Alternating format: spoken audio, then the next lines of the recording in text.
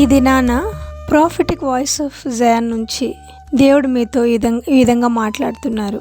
ఆదికాండము 21వ అధ్యాయము 19వ వచనంలో, మరియు దేవుడు ఆమె కన్నులు తెరిచినందున ఆమె నీళ్ల ఊట చూచి వెళ్ళి ఆ తిత్తిని నీళ్లతో నింపి చిన్నవానికి త్రాగనిచ్చెను.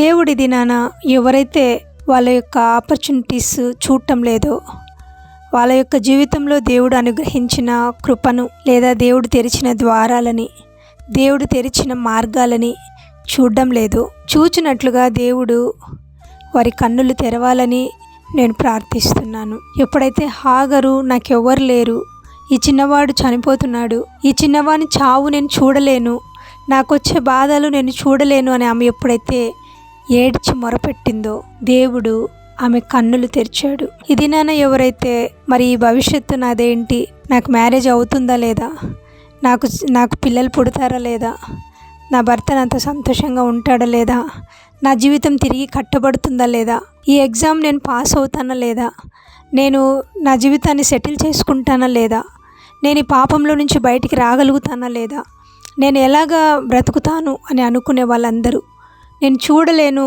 నా బ్రతుకు నేను చూడలేను, నువ్వు నాకు నియమించింది చూడలేను, నాకేం జరుగుతుందో నేను చూడలేను అనుకునే వాళ్ళని దేవుడు right now God is touching your eyes my sister and my brother. Let God open your eyes to see the marvellous things which has hidden for you.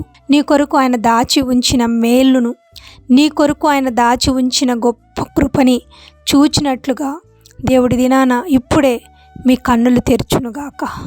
దేవుడు మీ జీవితంలో దాచి ఉంచిన గొప్ప భవిష్యత్తును చూడటానికి, అలాగే ఆ భవిష్యత్ అంతటిలో ఆయన తోడై ఉన్నాడు అనే విషయాన్ని మీరు గ్రహించినట్లుగా చేయునుగాక.